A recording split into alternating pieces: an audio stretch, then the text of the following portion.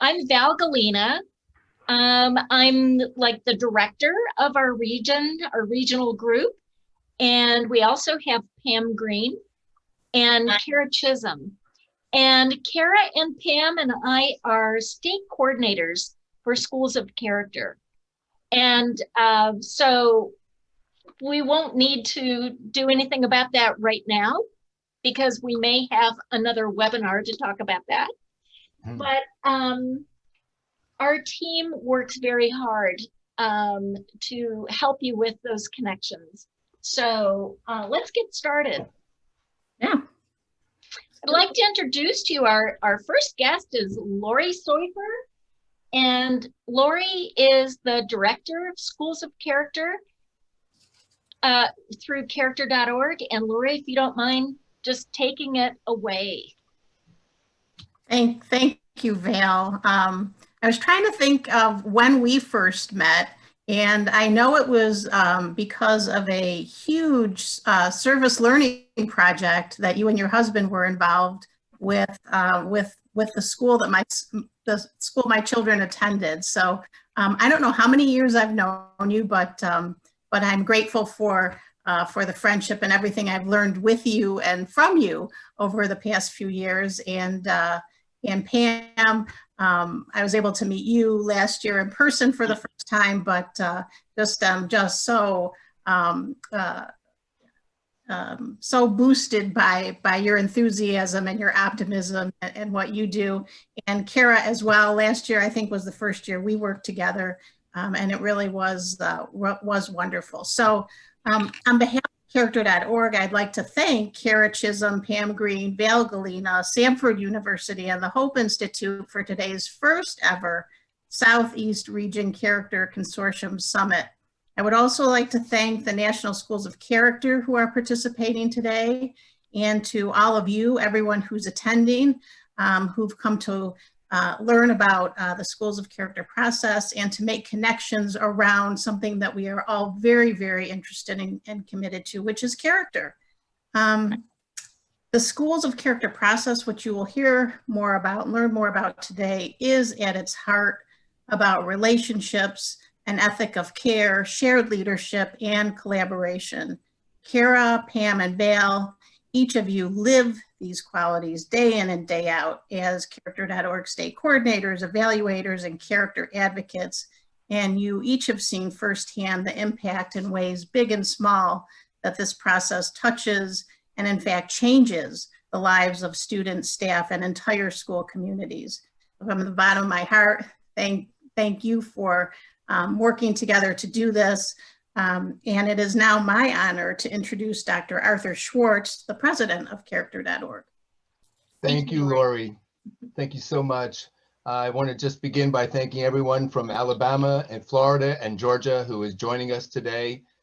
So far, we've heard about the word connections and relationships, and that really is sort of just connected, or should I say it's just what makes up our 11 principles framework. You'll be hearing more about that framework, but that's all it is. It's a framework, not a program, but it's built on the anvil of relationships between school staff, between students and staff, between parents, school, and staff. So it really is just about, as Val said, about making connections today. Second, I just want to share with you that I am very deeply involved in positive psychology as well. And the first time I heard about it, I heard this phrase, soar with your strengths. And that's my advice to all the schools participating right now, whether it's a responsive classroom, whether it's SEL, whether it is service learning. Start where you are already excelling, where you already have a strength, an asset, and build from there. Last year, we recognized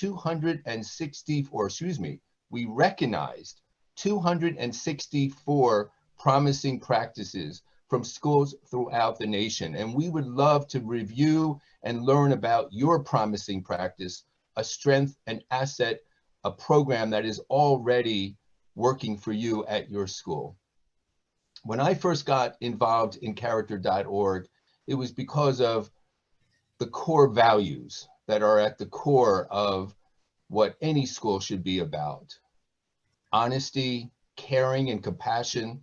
My own research is on courage, why some high school students are able to speak up when others are silent, or why they are able to metaphorically stand up when others are sitting down. These are the core values that I think just unite us as a school community, as a family, and maybe even as a nation. But the one core value that means more to me and more to my family than any other is the core value of gratitude. I heard a long time ago this saying, an attitude of gratitude creates blessings. And I've tried to live that. I've tried to model that with my own children. And so really from the bottom of my heart, thank you. Thank you for taking the time to participate in this virtual summit. We are all grateful to you. Thank you so much, Lori and Arthur, for giving us greetings from character.org. And we just thank you for this opportunity, and thank you for being with us today. It is just such an honor to have you both with us. I want to share just a minute about what we're doing and why we're doing this. And you've heard a few of those things already today. One is to network with schools in other states, because we're all doing a lot of great things, and we want to share that with other people. So this is a day where you can steal ideas from other people, pick their brains, and build relationships and make friends across state lines.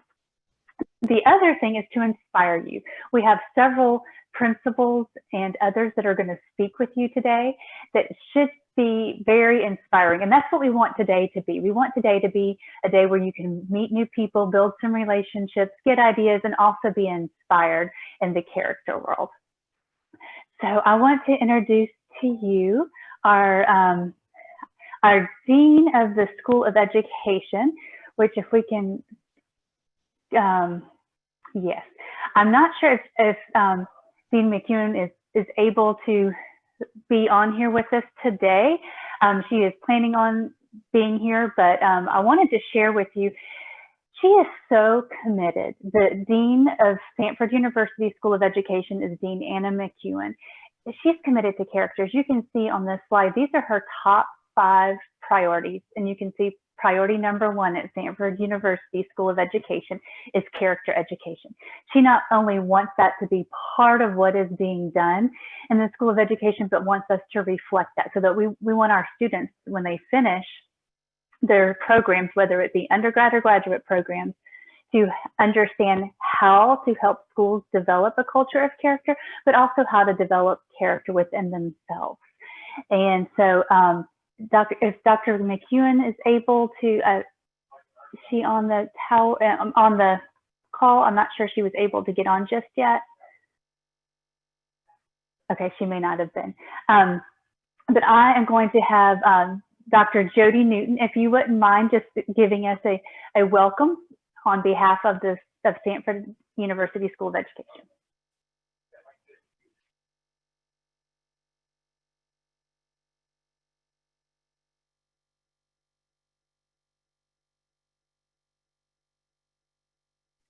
There we go. I didn't unmute, but I am Jody Newton. I'm a professor at Stanford University, and I'm executive director of the Hope Institute.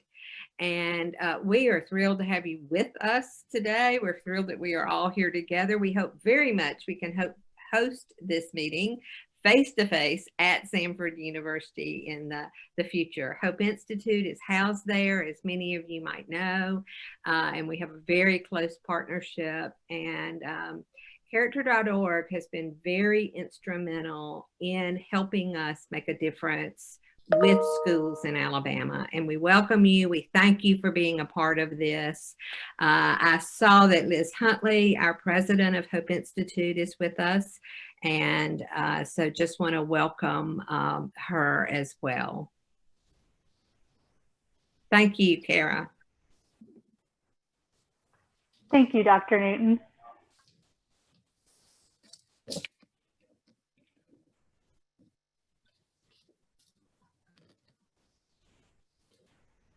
And I think now Pam is going to talk a little bit about National School of Characters journeys. Right. So today you're going to have a dynamic, fun, awesome day of just networking together as you get to hear from several people who have taken those School of Character journeys already. And you're going to see by listening to their teacher panels and their things that they've already put in place that these are people who are representative of this global movement. We're trying to engage schools and communities all over the United States, especially focusing a little bit on our southern region to encourage them. We want to engage our schools as they serve these schools of character. They're consistent, they're comprehensive, and purposeful in embedding those core values. That's where it all starts. The designated NSOC schools, they incorporate those 11 principles and make them their framework. That's their starting, that's their foundation. And then they take the time and invest their time to teach and model what does good character look like. They have a really clear focus. They have shared values and they work as a school family together and make those commitments. And they put character at the forefront. You're going to hear about daily practices they may do. How do they create those positive cultures where kids feel like they're safe and cared for, which is so important. You're going to hear today about the National School Distinction. What is their most important thing? They're really big into having those strong school family relationships where their kids feel safe, teaching kids that their voice does matter as they support through their leadership and just giving kids a voice that they may not have had in their homes or in their communities. We want to let you know that the schools of character actually take time to assess. They see where they are, they reflect, they do a lot of reflection, and then they have their students reflect and say, how can we do better? How can we help our kids move on those intrinsic values and be self-motivated, be people of good character? So School of Characters, you're going to hear they're going to work as a team. They have shared values, goals. They think proactively. They say, how can we seek out ways through moral action opportunities, service learning to show empathy and compassion for others in our world? So basically, we just want you to sit back, have a great time, listen to these group of professionals been selected today. They have a lot to share with you about their character journeys, and they've worked so hard and struggled too. But they've also made such an impact. So we just hope you have a great time. Thank you for joining our Southeast region group. We're just so excited to have that. And every day we want you to know that you are our character warriors, you School of Character people out there reaching the hearts of our kids. So thank you so much. So Kara, let's start with our first speaker. All right, thank you, Pam. We have some national and state schools of character, and we were trying to figure out the best way to do this in a virtual format. But here we have listed on the slides some of the state and national schools of character in Alabama. And just to be really transparent with you all, the state of Alabama is new with this. For about 3 or 4 years, we have been working to develop schools that have a culture of character in them. And so we have these several schools that have received recognition as a state or national school of character, and several of them are on with us today. And if you could, I know it's kind of hard to see, but if you could do like a thumbs up or something just on of the reaction so we can put a name and a face together. I have also placed in the chat box a contact list that you can access, and we're thinking that maybe if you saw the person's name and you could put their face together at some point during this. So just another little way to kind of help you all connect, because that is one of our goals today, is to connect. So these are the schools in Alabama that have received either national or state school of character. We have Childersburg High School, Deer Valley Elementary, Hartsville Intermediate School, Huntington Place, Mountain Brook Elementary, Shades Cahaba Elementary, Vestavia Hills Elementary Cahaba Heights, Vestavia Hills Elementary East, and Walker Elementary School. So we just wanted to give a shout out to them, and we also help you be able to connect names and faces. And now I'm going to introduce to you the principal from Alabama that will be sharing about his journey. It's Mr. Ben White. When he started, was at Walker Elementary, where they received recognition as a state and national school of character, and This year, he started a new role as principal at Cottondale Elementary. And so we are just thrilled that Ben has agreed to share his journey and all the wonderful things that they did at Walker Elementary, because they implemented a lot of things to be able to do this. So I'm going to turn it over to Ben and let him talk to you just for a few minutes about his journey. And then he will share for about 10 minutes, and then we'll have about 5 minutes of questions. So if you have any questions, you can put them in the chat box, and then I'll moderate asking him some questions at the end of his speaking time. All right, good morning or good afternoon. I'm really glad to be here. Kara said that we're new to this, and if you'd have told me 5 years ago that I would be talking about character, I would have thought you were crazy, because 5 years ago, I really didn't know a lot about character. It really wasn't on my radar as a teacher. And so 5 years ago, I started as assistant principal at Walker Elementary. We're a rural school in Tuscaloosa County in Alabama, pre-K through 5. We have about 650 students. Many of our students come from single parent households, live with grandparents and things like that.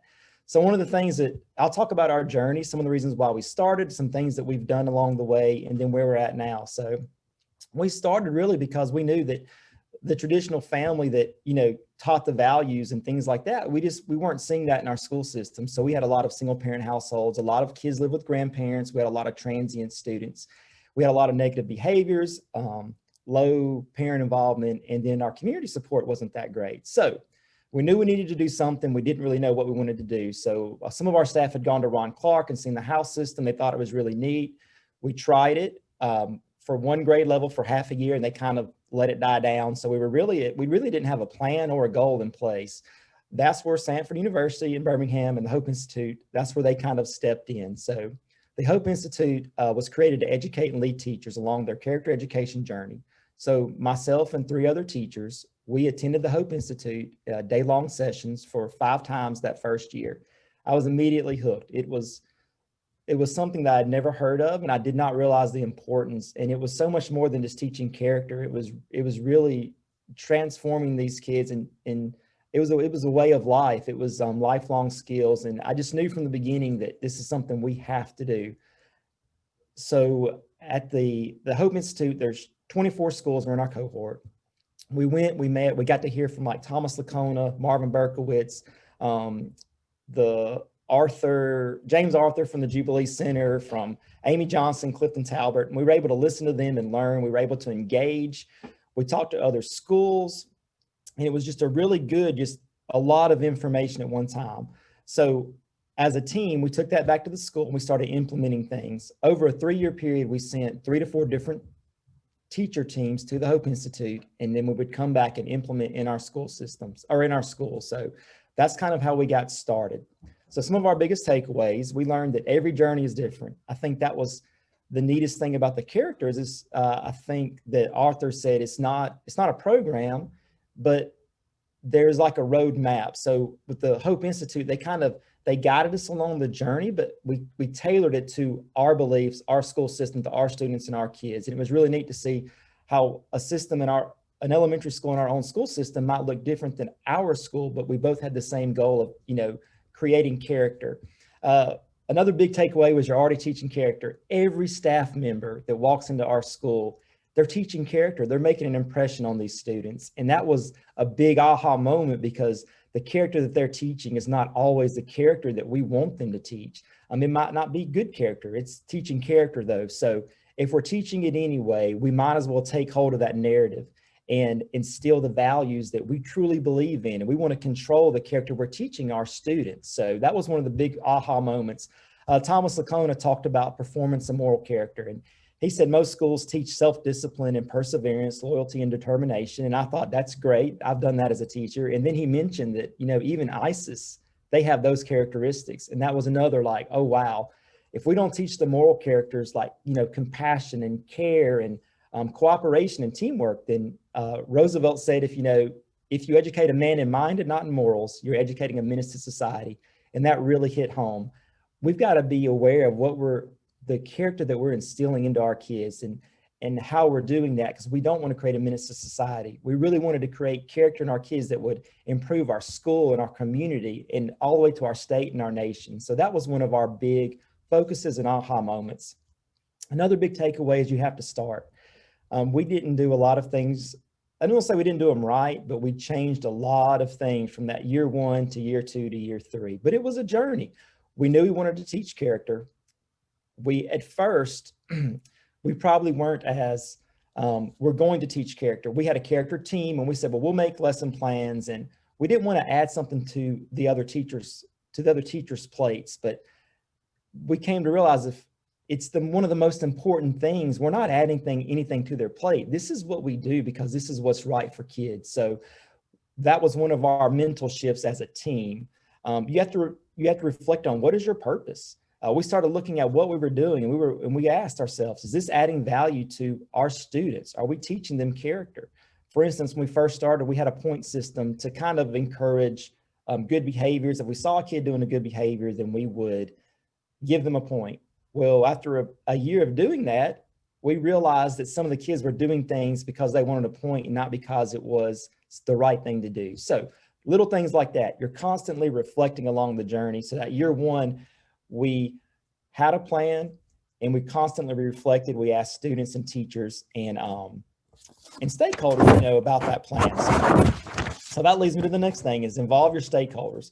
You've got to listen to the students and the staff. You'd be surprised at the impact you're having on the students. So we found out, Dr. Chisholm at the Hope Institute, she would say, well, do student voice. And I would hear the high schools talk about it and the middle schools. And I thought, we're pre-K through 5. I don't know if we can really do student voice.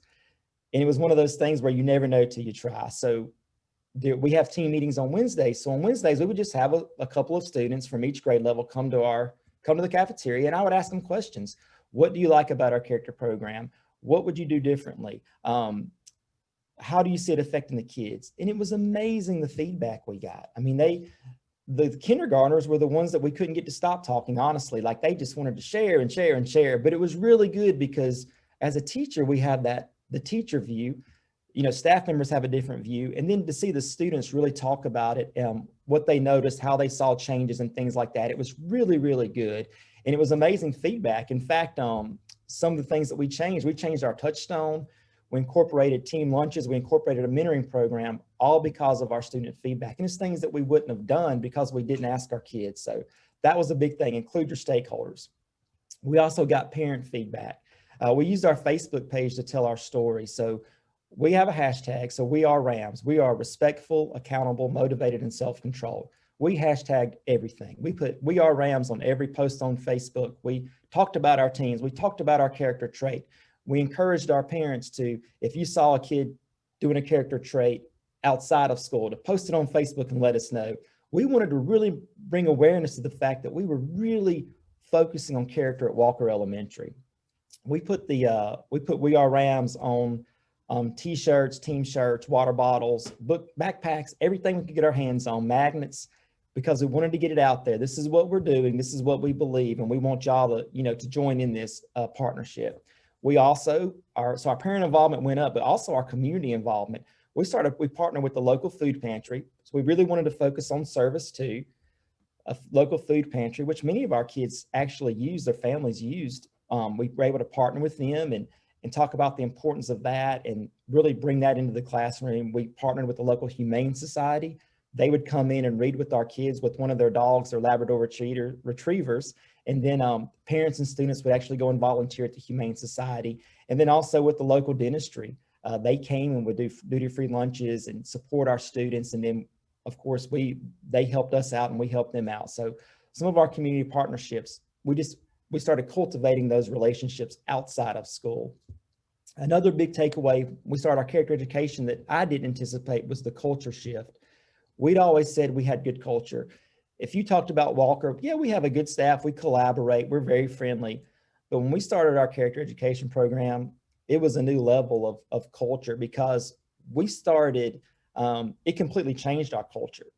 We started using culture words that we had never used before. Students started talking about having discipline and showing respect and being accountable for their actions. And I'll never forget, in the lunchroom one day, a teacher told a student, "I love the way you're using self-control," whereas in the past it would have been, sit down or put that up or something like that. So our whole verbiage really changed, and I didn't anticipate that culture shift. by implementing the character education program. So that was a big aha moment for us. We also implemented some ramplements. So we're the Walker Rams. Ramplements were a way for students to recognize kids, other students doing, showing our core values and showing character traits. So we didn't want them just to be able to regurgitate a character trait. We wanted them to really have the head, heart, and hands, and really, they wanted them to see character and notice it. And then we wanted to compliment our kids on, showing good character. Wasn't an extrinsic reward, but just let them know, hey, we see that, and we're proud of you. So that was a big thing that really helped our culture also, was the students recognizing it.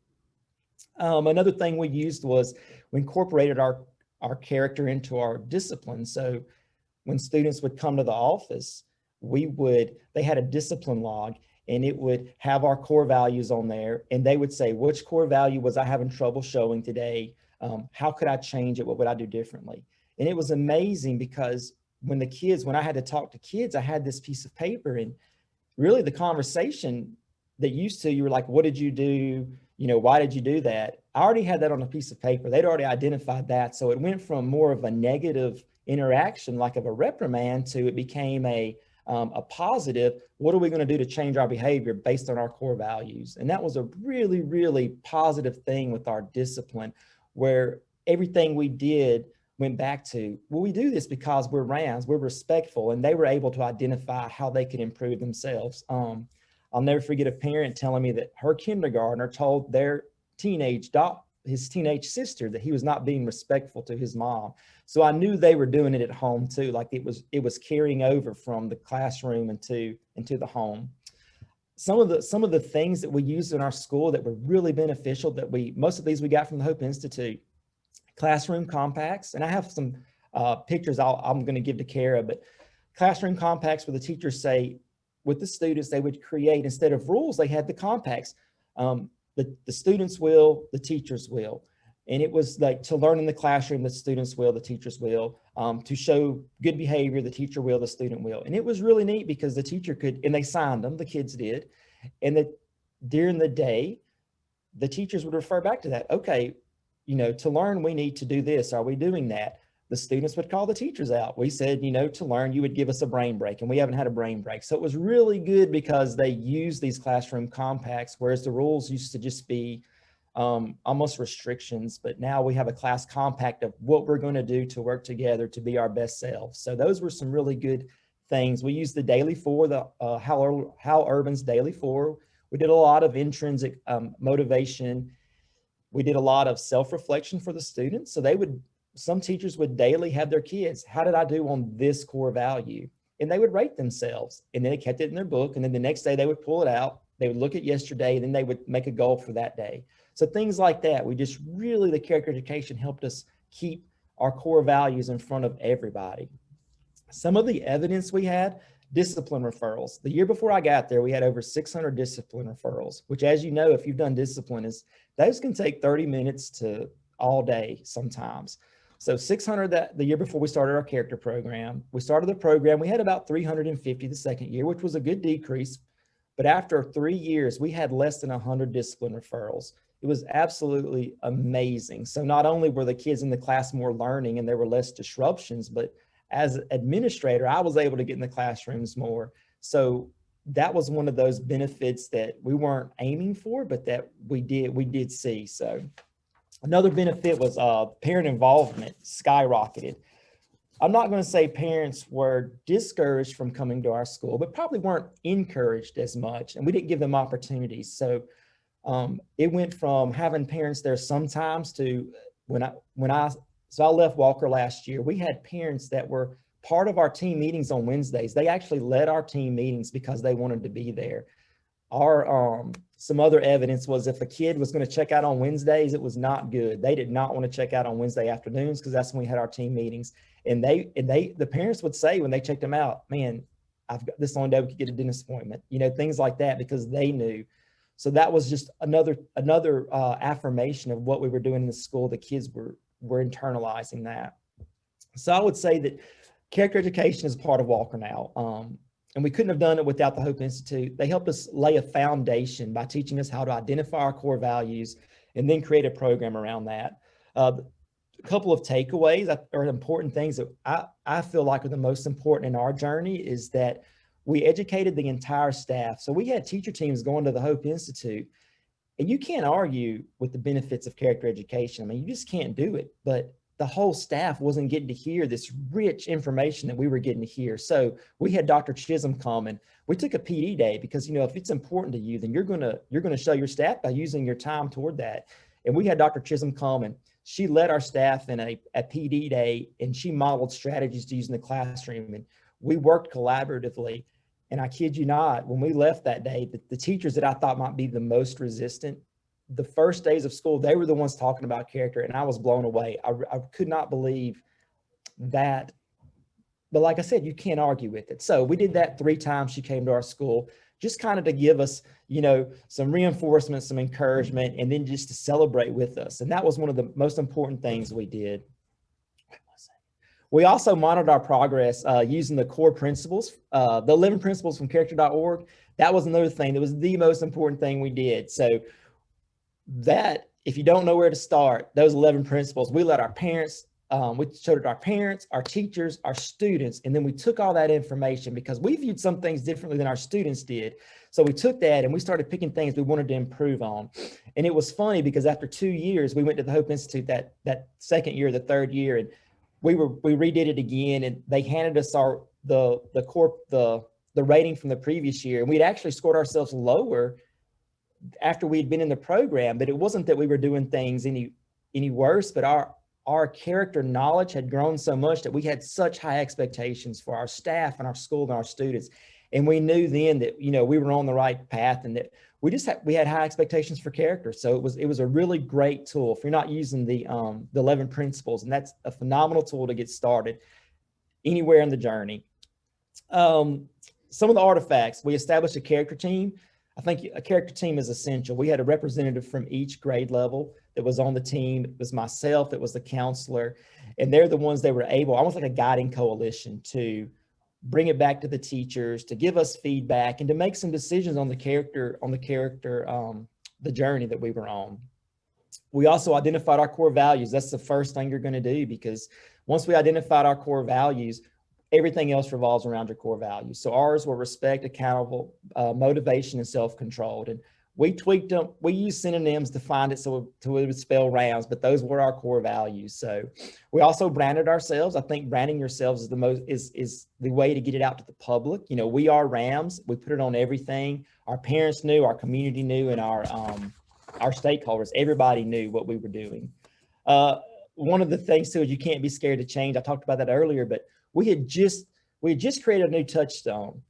Everybody liked it. We said it every morning, but it didn't reflect the new core values that we had, our RAMs. And I'll never forget when I was doing on my student voice meetings, and one of the kids asked me, they were like, why is our touchstone why does it not have those words in there?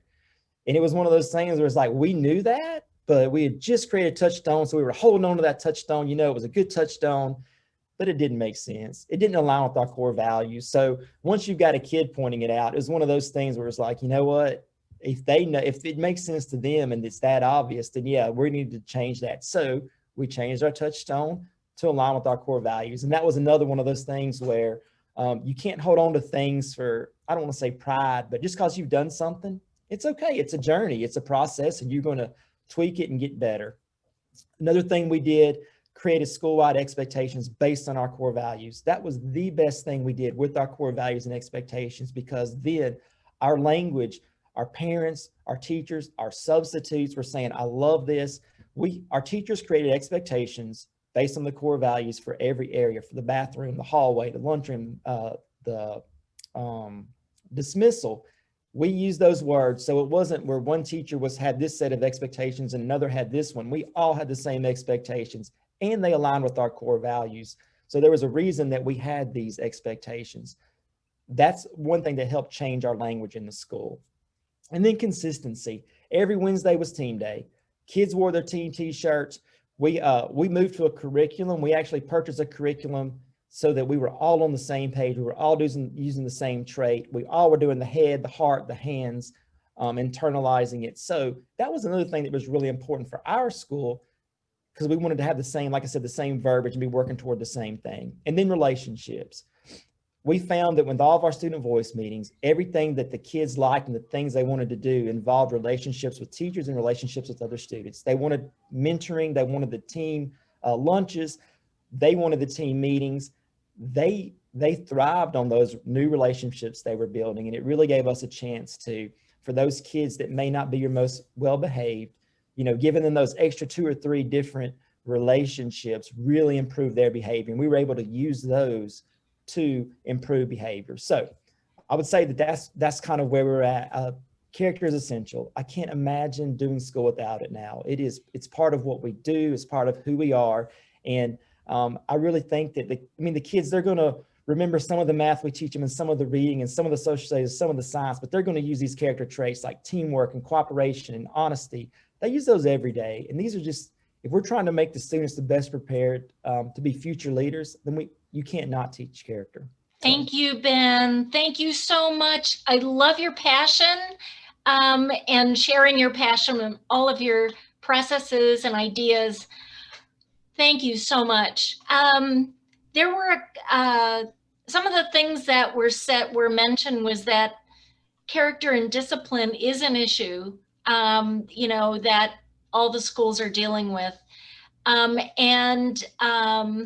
Maybe Sarah, you can speak to when we're up with our next speakers, Sarah can talk about how they institute restorative circles and dealing with discipline. So thank you again, Ben. And let's see, Kara's computer stopped. There we go. Thank you, Kara. Thank you. So next up is Florida. And we have some state and national schools of character that we have on our screen. 2 of them will be our speakers. One is Apollo Beach Elementary School in Apollo Beach, Florida, and also Carrollwood Day School in Tampa, Florida. And so why don't we go ahead and get started? And I'm going to ask Apollo Beach Elementary School, if you don't mind coming up next. Kelly McMillan and Valerie Dixon, take it away. Hey, this is Kelly McMillan. So I'm the principal at Apollo Beach Elementary. I've been there for 6 years, and my counselor, Valerie Dixon, is also on here. And Valerie has been at Apollo Beach for close to 20 years. We have been recognized as a National School of Character 2 times, which is super special. One of those while I was here, but of course, both of them while Valerie has been the counselor at Apollo Beach. And she's certainly been instrumental in implementing the character education program and maintaining it for all of these years. And really, I feel like my role is to support, has been from day one for me, to support that momentum and keep it going. And support the staff in what they do with students, and to support initiatives that focus on the areas that we need to improve and evolve as a National School of Character. So getting that award the second time, you know, we really had to take a close look at, you know, how far had we come from that first time that we were recognized as a National School of Character, and, you know, what's changed, what's evolved. And over time that becomes harder. And so, you know, just as the principal, I have to keep that focus on our core values, which are we at our school, we're ABES. We live the ABES life, ABES, act responsibly, be trustworthy, exhibit kindness, show respect. That's school-wide, like Ben talked about. Also, you know, our common areas, classroom expectations are all aligned to those ABES core values. And it's interesting when Val asked us to talk today, she asked us to touch on like how we're dealing with the challenges of COVID as a National School of Character. And, you know, prior to COVID and the quarantine, we were working on principle number 7, which is student motivation. That was our lowest score, actually, the last 2 times we were recognized as National School of Character. And really, it's no easy feat. We've been really trying to find ways to get kids to internalize, you know, our character core values. You you know, they can all tell you, if you walked into our school today, they'd all be able to tell you what they are. But you know what, if they're in the bathroom by themselves and there's no adult there, we're not always then acting on, you know, those good character things. And so we've been tackling that. But then, you know, COVID, the ensuing quarantine, it's just thrown us off a bit. And honestly, when I was asked to present, I kind of balked because I wasn't sure that what we were doing is going well at all. And you know, and that made me reflect a little bit on things. And really, you know, the truth is, like, we've had to adjust to the challenges, and they're weighing on all of us. And you know, I'm finding that just our strong school culture and our focus on character and emotional well-being is really carrying us through some difficult times. And, you know, the focus has shifted. We've had to focus more on the adults, actually, than the students right now, which really isn't surprising because, you know, in order to develop, you know, this character culture, you have to start with the adults. And the adults have to, it's not even just a buy-in, but they have to be able to embrace you know, what it means for me as an adult to model that character and my actions reflect those core values. And so at a time where everyone is struggling with their own emotional well-being, it's really become a time where we have needed to focus on the adults. And in turn, you know, that trickles down to the students. You know, some things look different than usual. You know, right after we quarantined back in March, you know, most of my time, Valerie's time, my AP involved just communicating with students, staff, and parents about how character influences how we were handling our circumstances. We did, you know, videos. We had students send us videos. I have one on the slide there of one of our students. Just, you know, talking about, like, how can you show good character at home? How can you be respectful at home? How can you show kindness when you're in the confines of your home and, you know, we've been there for a month or so, and, you know, how does that character now, you know, all of those things we talk about in school, how are those all just part of our entire life, and how does that work at home? And, you know, now that we're back in school, we have about 650 students normally. We're down to about 600, and about 70% of our students are doing face-to-face learning, but we have about 30% e-learning, and we found that just, again, that supporting adults has just been critical, and that's a shift because you know, we do so much with the students, and our students do so much that, you know, watching the adults falter a little bit. You know, we've really had to kind of take a few steps back and say, you know, what can we really do? And, you know, that's why you're going to see a lot more adult pictures here. I included a little picture of our calendar because we did this in October. We're doing it in November and December. And, you know, basically it's almost like, you know, we have spirit weeks, but we're doing like spirit months. Where, you know, like, there's my cafeteria ladies, you know, they were wearing pink on a Go Pink Day, just, you know, in breast cancer awareness, during Breast Cancer Awareness Month. But in November, we decided to focus on, you know, wellness and gratitude.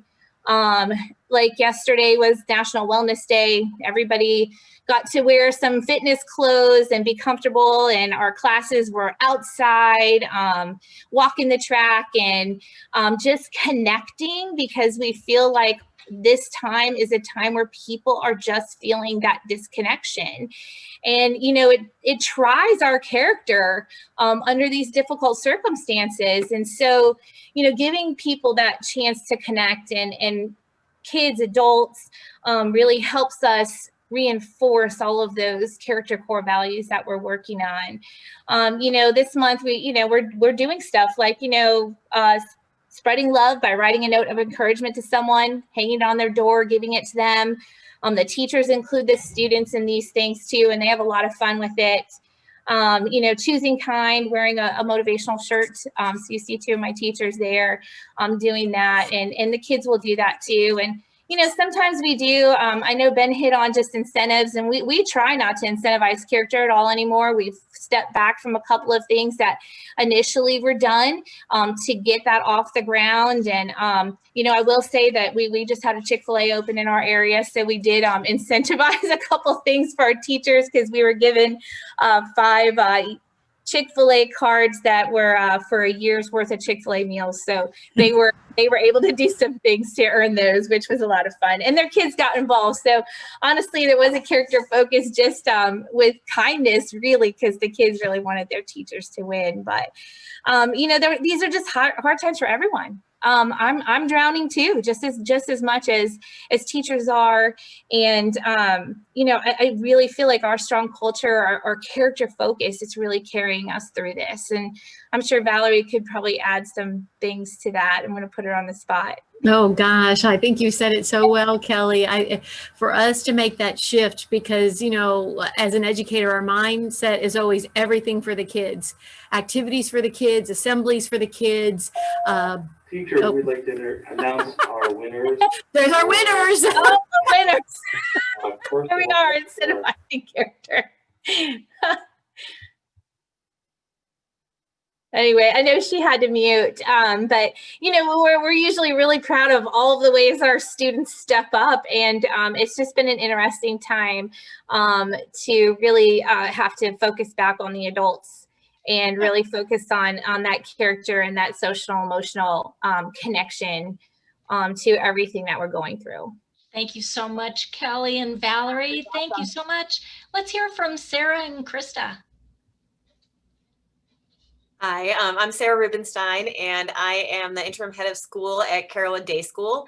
We are a pre-K through 12 independent school just north of Tampa with about a little over 1,000 students. So, you know, our character initiatives really span everything from 2-year-olds through 18-year-olds.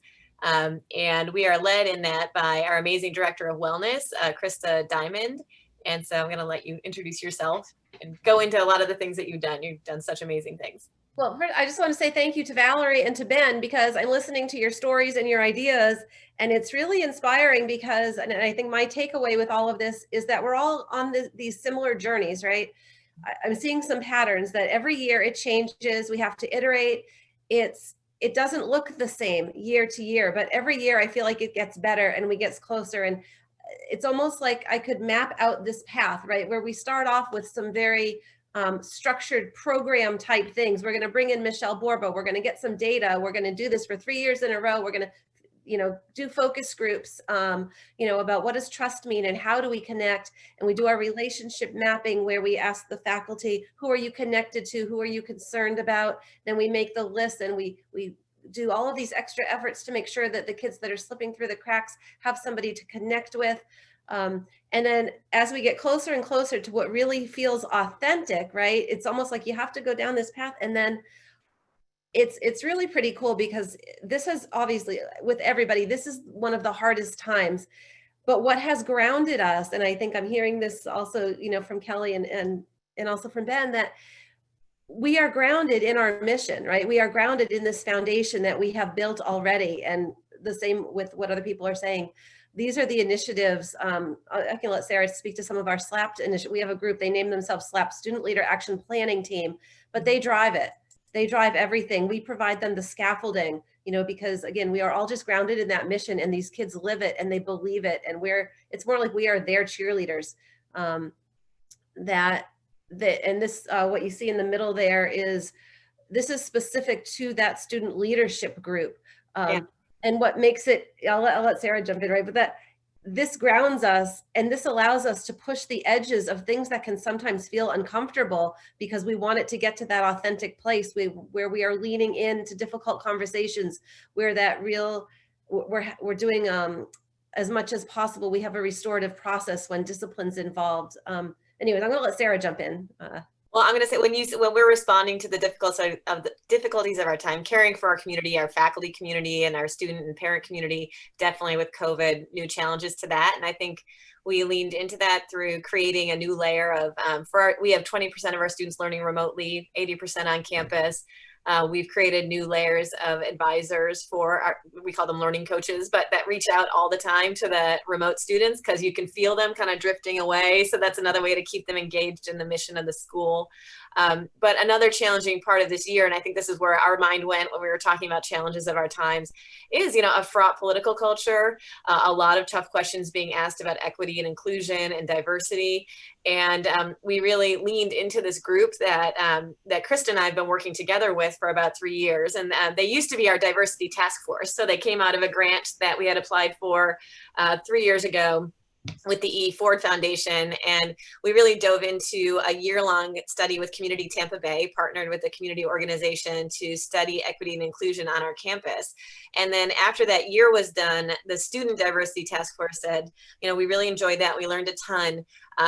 But we felt like we spent the year talking, and now we want to turn this into action. So that's why they rebranded themselves the Student Leadership Action Planning Team, because they said we want to live our diversity mission that's grounded in our school mission. And beyond being a school character, we're also an IB World School. And so part of the mission of IB is to foster students who are working towards intercultural understanding and respect, and doing that through acknowledging that people with their differences can also be right? So people can be wrong, and we talk a lot about the behaviors that don't align with our values in terms of hate speech or violence or those kind of things. But what we're trying to teach our students is not to shy away from real conversations and differences of opinion, but to learn how to sit at the table with somebody who is articulately expressing a difference and work through to solve a common problem, even if you might never agree as people. And that's, I think, a big part of our character initiative, to help create cohesive connections and community across differences, not to try to make everybody the same. And so we worked with this group a lot to, their mission stems from that mission, bringing our community together through specific actions designed to build empathy and deepen trust. So some of the initiatives they've done, they go into, our high school students go into our middle school, and they mentor them on activities about white privilege, about microaggressions, about like leading those kind of conversations with an open mind. They go into elementary and expose elementary students to books that talk about different world perspectives or racial perspectives. We have brought in a number of kind of inspiring speakers to work with faculty. The students work with faculty at the beginning of every year to say, these are the things that we want you to know happen in your classrooms, and this is how we'd like to workshop with you how to respond, if there's a comment made in the class. So they lead a faculty workshop at the beginning of the year and the end of the year. And let's see, and recently, I'm trying to think some more, what are some other, the restorative justice philosophy kind of came out of this group last year with some of the comments in the hallways that would lead to discipline, but it didn't feel satisfying to students and I guess a lot of this is hinged on open communication, right, between administration and students, that we really truly have an open door policy where students feel comfortable coming to us to talk about difficult things. And we researched what would feel more satisfying than somebody just getting in trouble for an insensitive comment, and we found the restorative philosophy. And you had asked me to talk a little bit about that. So that really is about, if a party has done harm to the community and a party has been harmed, if they both agree to come to the table to talk it through, it's a very scripted, guided experience, but what it leads to is deeper understandings of what led to the behavior and the impact of that behavior. And then you have to develop an action plan for how the community is going to heal after that action or behavior. And we've done it a few times. Our first ones were clumsy, but I feel like we're getting better at it every time. And I feel that's, again, led to this emphasis on empathy and trust throughout the whole Carrollwood Day School community. So I thought we would just bring that example forward, and their commitment, and they really are real to keeping it real as a group, leaning into difficult conversations, and valuing courage over comfort. So just making sure that we really are, that our community isn't shallow, that our emphasis on education with character, that's not just a motto, that's something we're living every day, because we're making each other look each other in the face and like live that in how we treat each other and how we behave. Did I hit everything, Krista? What are some other, I know there are some other things I left out that we do with them, but they're an amazing active group. We could go on about how things are failures a lot too. There's a lot of failures people. One big one this year because of George. Yeah, the big one that started out as maybe a failure, now is a success, is that we did create with this group, but it extended to elementary groups, middle school groups, and upper school groups. We've created a connection with our local police force, and we're leading connecting community conversations where we have a group of students through Zoom and in person meet with a representative from the police department. And also we have some connections to the Bucks. So sometimes a football player, because the NFL has been so in front of these social justice initiatives, that they'll talk about issues like police brutality, like community policing, and how that could be a better model and a path forward, about kneeling at a football game, you know, and they really have authentic, messy, you know, conversations about that leads to better understandings in our community. And then we have developmentally appropriate topics for elementary, you know, not their meeting. When is their meeting? Their meeting's next month, so we can update you on how that goes. Yeah, just what Sarah said. Those are, and these are the things that it has led to this over years, you know, of just following a process, like grounding ourselves in our mission, following the process and allowing it to change and shift. And just, we used the analogy of bamboo the other day, that it's like watering that bamboo, and sometimes you don't see a result for 5 years, but you've got to keep doing it and believe that it's there. And it feels pretty exciting, because even amidst COVID, we're starting to see some of those results, and we're starting to see actual shifts in how people act towards each other, you know, in really meaningful ways. So it's pretty cool. Yep, and I do think it's grounded in our character.org pillars, you know, challenging character through curriculum. It is a tough curriculum sometimes. Students being self-motivated, the students drive all of this, you know, and it really, they're inspired by each other. Opportunities for moral action, definitely, you know, they are, you know, doing that in our community, and they're very caring. You know, their whole approach is empathetic and wanting to build connection. So. Thank you so much. Thank you, Florida schools. Woo! Thank you. And next up, we have our Georgia schools. And before we go on, I just wanted you to know that I didn't see any questions. Please, if you have any questions, please include them in the chat, and we'll be looking at our chat throughout the session. Next up, Georgia. Thank you, Sarah and Krista. That was amazing, everybody. I just took away so much from what you all just said, Sarah and Krista. Thank you for sharing that. So here's our Georgia National State Schools of Character. We've got Rocky Branch this year, who recertified 2020 during all this COVID mess. Bless your hearts, Rocky Branch. You're going to hear from Laura Mason and her group in a minute. Liberty Elementary School, 2018 School of Character. I was part of that mission. So proud of them. Carmel Elementary School in Woodstock. They were back in 2013. And I'm so excited to see their names up there, and hope they will try to recertify too, because I was a part of that mission too. Then we have Ords Elementary. So we just want to do a big shout out, Georgia. Let's just keep this ball rolling if we can. We want to make sure that you all know that we're just so thankful for you. We've got some shout outs today just to say thank you for watching today. Our promising practice winner, we had Webb Bridge Middle School. Thank you for joining us today. Clark Creek, thank you for joining us. Joey Kristen, big shout out. Liz Ray at Carmel, thank you for showing up today. And then a big contention from Fulton County Science Academy, first time ever, emerging School of Character. Come on, you know you can do it, Fulton County. We're here for you. So let's go ahead and start with Liberty Elementary School, and then we'll go to Rocky Branch. And thank you guys so much for showing up today and being here and present. Hey, good afternoon, everybody.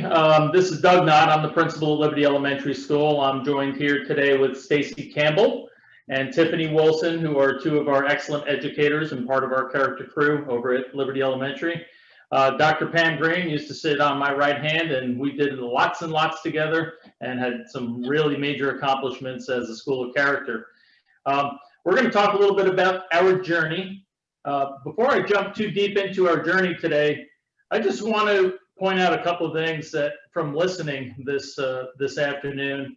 I want everybody to really take note to the fact that of all these amazing schools that you've heard from and will continue to hear from today, you're not going to see the same cookie cutter. You're going to see some really unique practices, and that's what is really, to me, fascinating about being a part of a school of character is you make it your own. Our journey started several years back, and interestingly enough, Dr. Pam Green, who wasn't initially my assistant principal when I started at Liberty Elementary, moved over and became my assistant principal. But prior to that, when she was at Carmel as a National School of Character assistant principal. She had inspired me, and I had begun the journey at another school, and then I was moved. Lo and behold, 1 year later, destiny brought us together, and thus began the inevitable journey of Liberty Elementary moving on to School of Character. So in the beginning, when Pam and I first laid eyes on each other, we knew what we were gonna do together. We knew we were going to become a School of Character, but it was really important because we had seen some demographic shifts in our community, both culturally and economically. I always state that our socio group at Liberty is wide. It's the $1 million houses to the subsidized housing. And we have just done an amazing job as a staff to really get those communities not to see themselves that way. When they come in those doors of the school, they're all on the same playing field. The 11 principles really were an important start to what we did on this journey. We took a faculty meeting early on and we posted them up around our cafeteria during a faculty meeting. And we split the teachers up into groups and we asked them, we gave them Post-it notes and pens and asked them to go around to each of those 11 principles, fresh as could be. They'd never seen them before, just in that presentation that morning. And we asked them to look at the practices that they already do.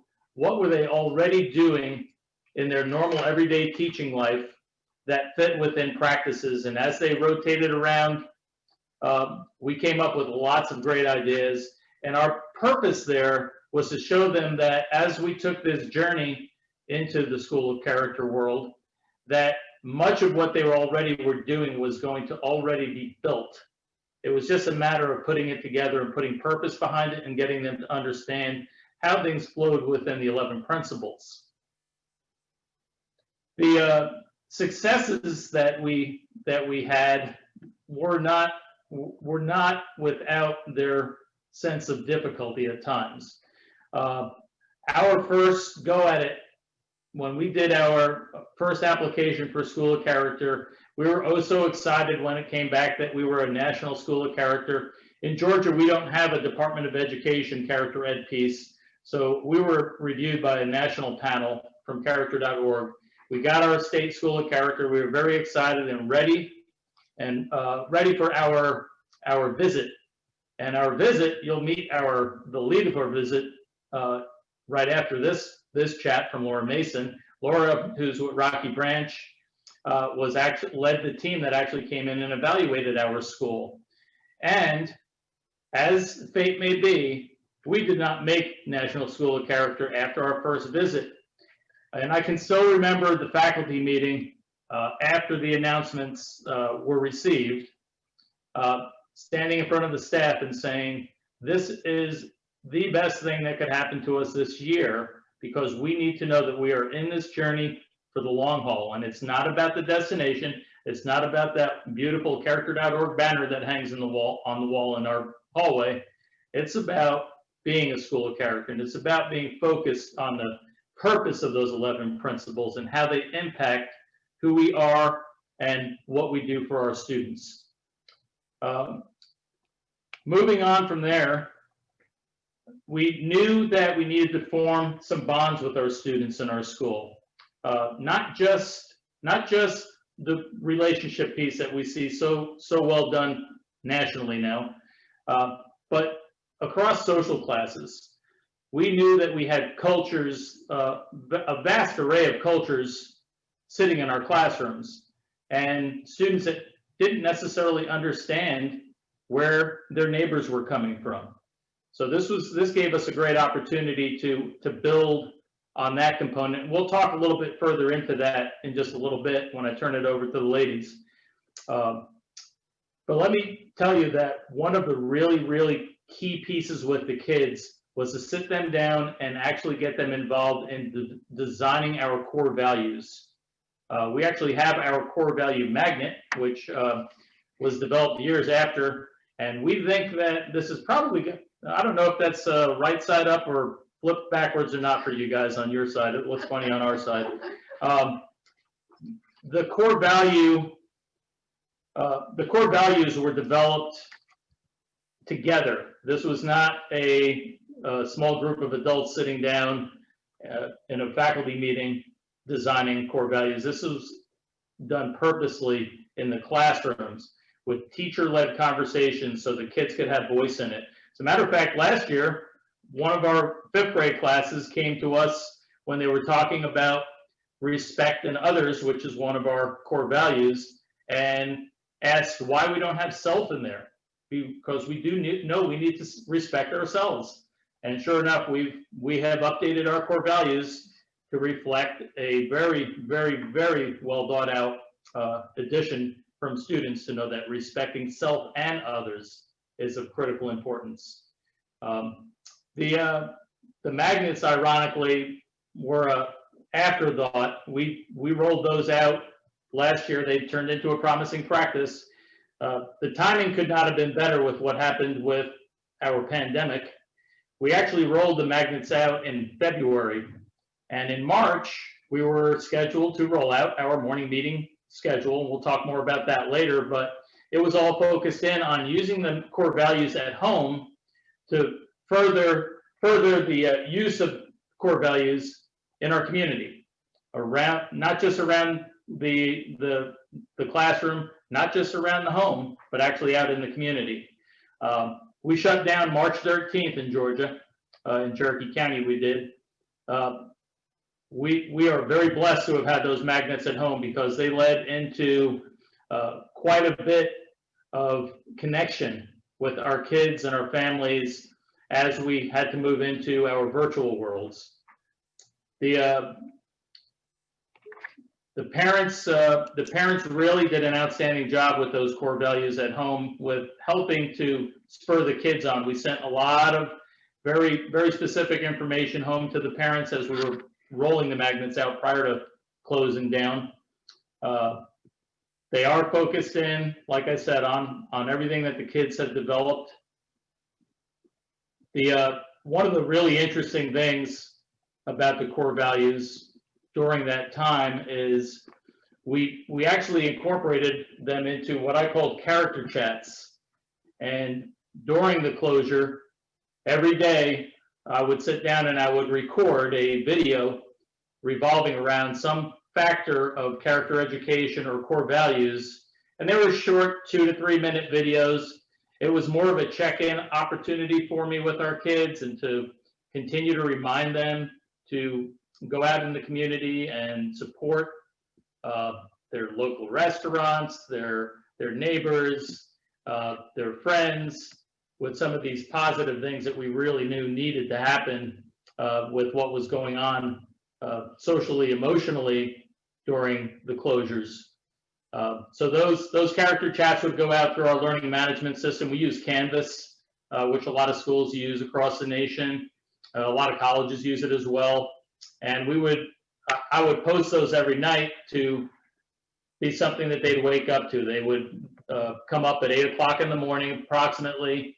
And we got a lot of great feedback from parents, from grandparents, from kids, emails. When we bump into people, occasionally we do a drive-through for parents to pick up some materials and whatnot. And they always had something very, very positive to say about those character chats and how much the kids looked forward to them at the time. I think one of the really important things that we need to focus in on is how we got into our into those core values with the kids. Did you guys have anything you wanted to add on with the core value piece or not? I think that you did such an amazing job in those videos because you were also making it interactive. Those students were home, and when you're stuck at home, it's daunting, and it's, you know, you're not sure what's happening, and children were at ease, families were at ease, but Mr. Knott did a great job of reassuring them that we're still a community. He would ask them to go do chalk art outside on their sidewalks and see around the neighborhood, who's in the neighborhood. Everybody was walking, getting out of their house. He had people write letters to firefighters. we had Teams morning meetings. We did all these things so that students did not feel alone in a time when that could have easily happened. I think everybody was feeling a little bit disconnected during digital learning. And that made our kind of purpose and goal even more clear, that we were here for kids and we were here as a faculty. So, you know, the character chats and the Pride Value Magnets being at home were kind of a conduit for teachers and classes and our faculty to also connect, just to check in with one another and still keep that connection with the people they're used to being surrounded by when we're all stuck at home trying to learn, you know, from a distance. And so I think for me, kind of being at Liberty for several years and going through the process and getting state school and then not getting national school and then achieving national school and having kind of a year to sit in that and then be home, I think it became even more evident that what we were doing at the foundation of what we needed to do for kids was still there and still as important, if not more so, than it had ever been. Coming out of our first go at National School of Character, really one of our big takeaways that Laura helped us to better understand after doing the evaluation was our kids didn't really know the core values to the level that we needed them to at that time. And beyond that, our parents really were not as engaged in the core values of our school. So engaging the families and community was such a big part. We did a little push where we had our student leadership team take the core values on posters around to local businesses and request to put them up in the local businesses. And we were so pleased with how many local businesses were so excited about them. Publix, I know you Florida folks are very familiar with Publix supermarket. Publix has always been one of our big partners in education at Liberty. They're very, very close to the school, very involved with the school, have been for years. They contacted us after they received the Pride Values. The manager reached out to us and said, would it be okay if we got a second set of those? We'd like to put them up in our break room because these core values match our core values. And this is what our employees need to remember each and every day when they come onto the floor and work with customers. Stacy, you want to talk a little bit more about? Sure. So again, getting that information back and also through student and parent surveys, we really found that the core values, there was a disconnect. And we were implementing so many great ideas and forming bonds and relationships that just weren't carrying over. And so we asked ourselves, well, how can we not only make a bond with the students and understand what's happening outside of school with them, but also convey those important ideas of respect and responsibility, empathy, and inspiring others. So we implemented morning meetings, and not just implemented morning meetings. The administration, Mr. Knott, made it a priority. He actually shortened our news program that happens every morning and pushed back academic time to put morning meetings in the master schedule for every grade level. So not only did it make it known that it's a requirement, but the emphasis was created on the importance and the value that administration thought in our classroom. So from that, our morning meetings became a way to talk about how these students show our core values, where they can implement the core values, where not just in the school, but at home, in their community, on the ball field. And so morning meetings, I can't say enough about them. When you sit there and listen to a child who has something to tell you about their weekend or their day, and they're willing to share a part of their life with you, it creates a moment where this child knows, hey, I'm not just an academic grade, I'm not just a number, I'm not just a student sitting in a seat. I'm actually worthy to my teacher to have her or him get to know me better. And once you build that relationship piece, then students want to achieve for you.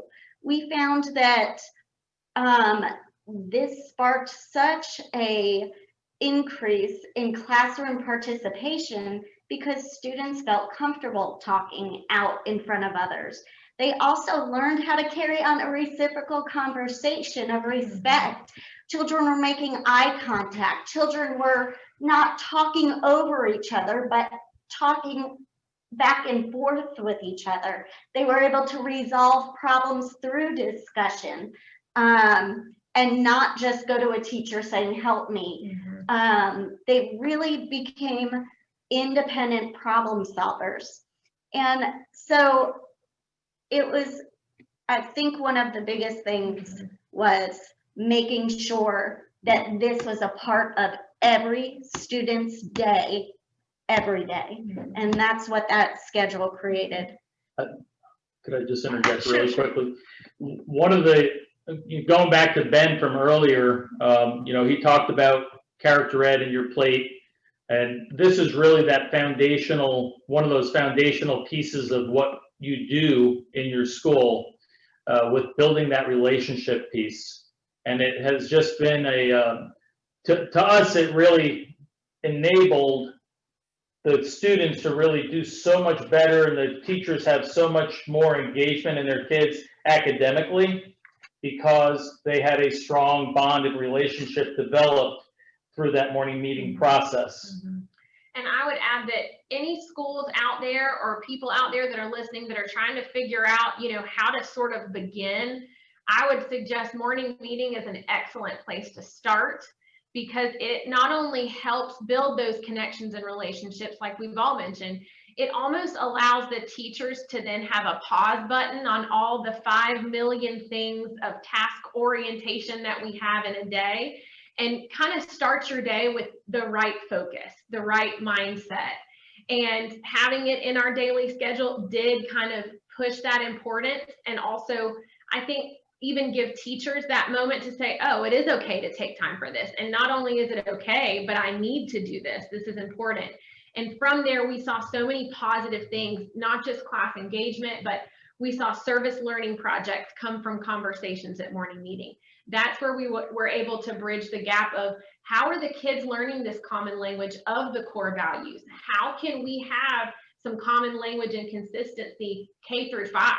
When we're talking about character education, what we expect things to look like and sound like and feel like at Liberty Elementary School. So many wonderful things came from it. You know, if you were to ask me personally what, you know, where to begin, I would say morning meeting. It's a small thing that has a huge impact and can kind of lead down a lot of really awesome roads as far as how to grow a staff, a faculty, and students, and the community. One of the thank you so much, Liberty. I'm sorry, we're going to have to move on. I think we have one more school that's going to share, and then we have our keynote speaker. Thank you so for thank the you opportunity so to speak. much. Thank I appreciate it. I think Laura Mason is going to go next. Yes, good afternoon, everyone. And I'm going to try to make this quick. I know we only have a few minutes, but I wanted to say good afternoon. I'm not sure if you can see what I'm wearing. Today is UGA Spirit Day at school. We're located in Oconee County, about 10 miles from UGA. So I started to dress up for this occasion, but when I realized we were joining Alabama and Florida, I just couldn't resist. So go Dogs. Look forward to seeing Florida fans this weekend, and we hope to see Alabama again in the next few weeks. So No, in all seriousness, I'm so glad to be a part of this. You know, Doug and I talk with each other, and we're the only two schools right now that are national schools of character in Georgia, and it's tough being out there on an island. And so I feel like the more that we can connect and collaborate and learn from each other. I've already heard several things from Liberty Elementary just in the past few minutes that I really want to call Doug after this and follow up on. I just want to give a shout out to them.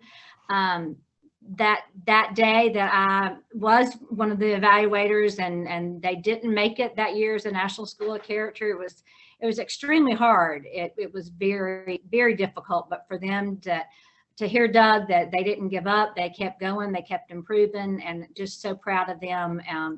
And how committed they obviously are to character at their school. I have Candace Ivory with me today. She's my AP. I've been at Rocky Branch for 12 years, first as an AP, and this is my 4th year as principal. And so I'm just going to share a little bit about how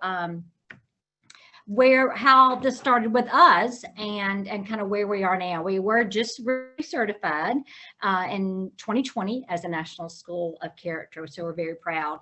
But it all started back in 2013 when my former principal, when I was an AP here, actually went to A.B. Combs School in North Carolina. She wanted to visit. It was a Leader in Me school, and so she was interested in that. When she visited, she realized that they were a National School of Character. We had actually never even heard of what a National School of Character is and what that's about. So we really started studying it and really felt like we had a lot of pieces in place here at Rocky Branch. So we said, okay, why don't we apply? So we went through the self-assessment, which is the first step to really see where you rate yourself on each of the 11 principles. And we realized a huge piece was missing. And that were our core values. We were doing lots of great things here, but it's like, okay, what do we really believe in? What are our true values? And that is where we really had to go back and say, well, we don't really know. And so that's where we really started. We spent over a year really developing, what do we believe in? What is our philosophy? What are our values here at Rocky Branch? We got input from students, from staff, from parents, and it was not something we just jotted down to find a great acronym. We really did spend a good bit of time reflecting on who we are and what we were about. And that developed the Rockets Way, came from that. We're the Rockets, Rocky Branch Rockets. So respect, ownership, contribution, kindness, teamwork, effort, solutions. And so we became known in the Rocky Branch Rockets. Have a good day, give a good day, the Rockets Way. And that really became the foundation for everything that we did from that point forward, because it was like we had the foundation and then we could build from there. So in 2015, we did apply to be a National School of Character and did receive that certification. So much growth, though, comes from the process of applying to be a National School of Character. Not only the self-assessment gives you so much information, but the feedback from the certification team. They really spend a great deal of time giving you feedback for areas of strengths that you want to continue to grow, but also areas of weaknesses. And so that really gives you a roadmap for where to go next. So over the past 5 years, from 2015, we just continue to grow, and the Rockets Way is really infused in every single thing we do. We were a STEM school. We actually last week became a STEAM school, a Georgia certified STEAM school.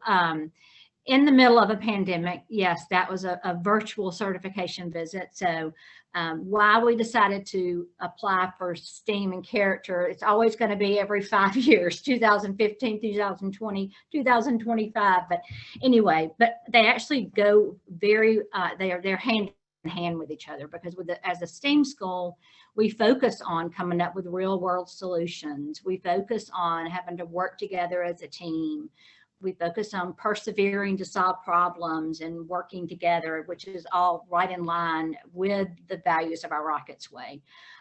We really focus on student voice and giving students a chance to have that voice. We now have student leadership teams.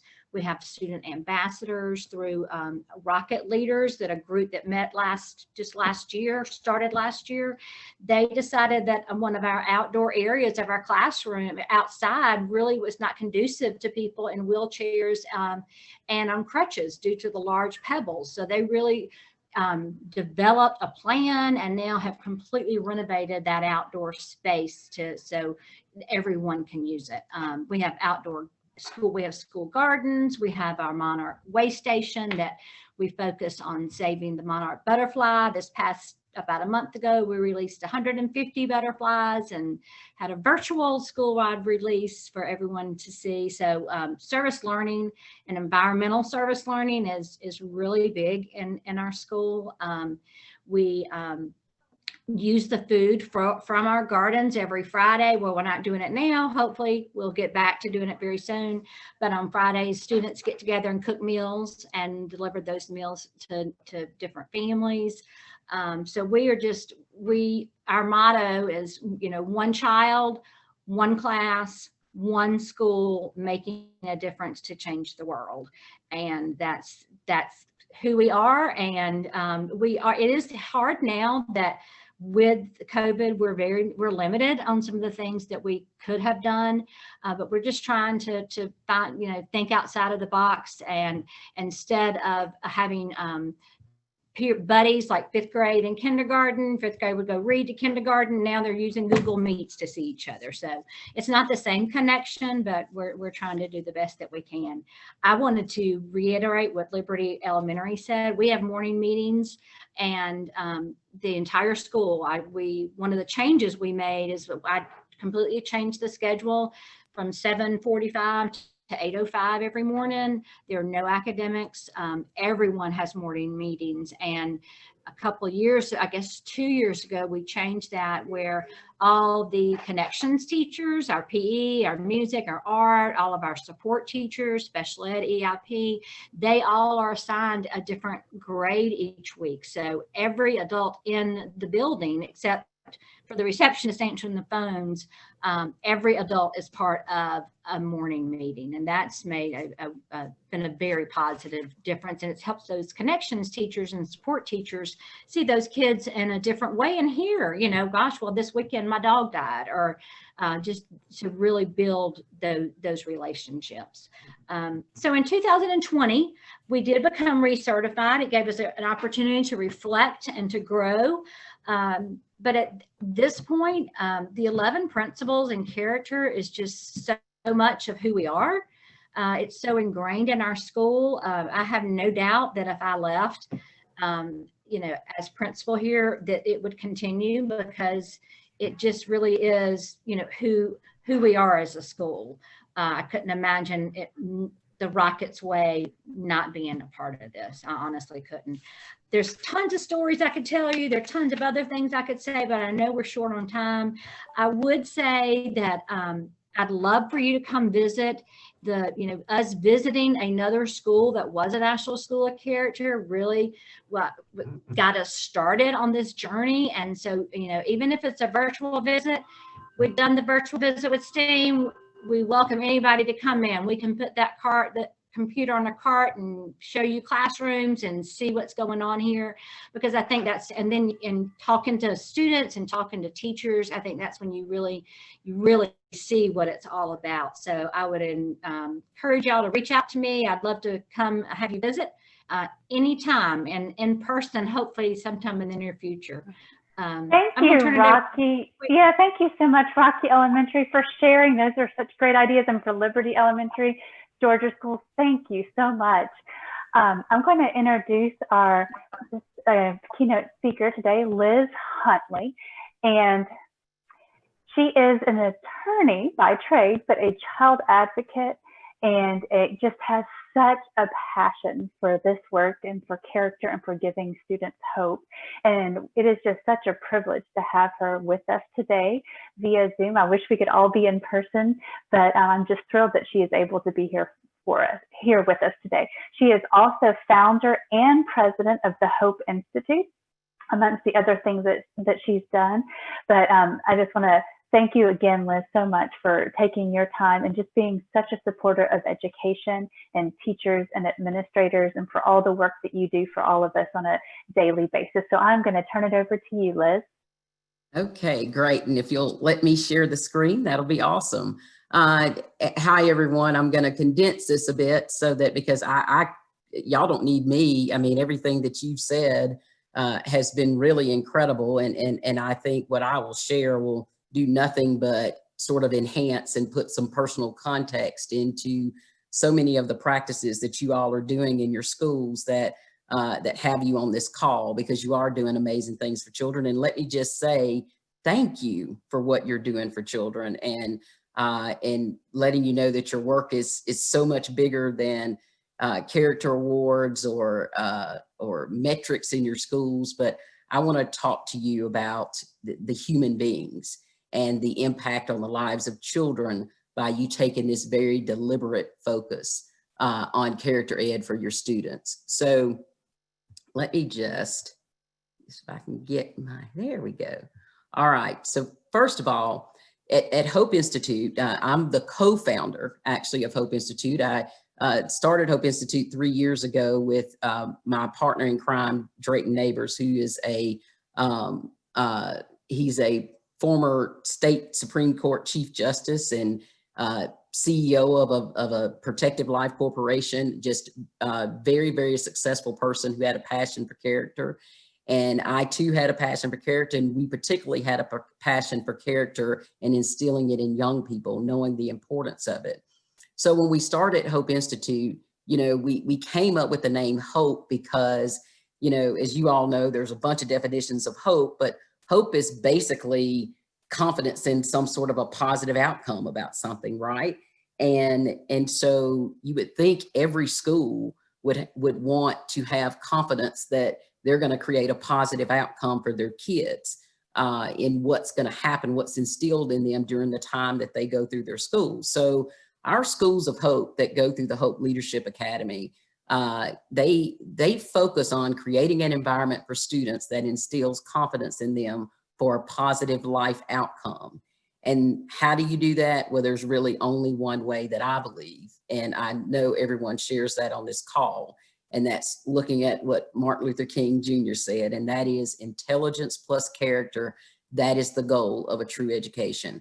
They go hand in hand. We can't just teach to the head, as my partner Drayton would say. They're not heads on a stick. They have a heart too, and they're human beings, and shaping who they become as people is just as important as shaping how smart they become or how academically successful they are.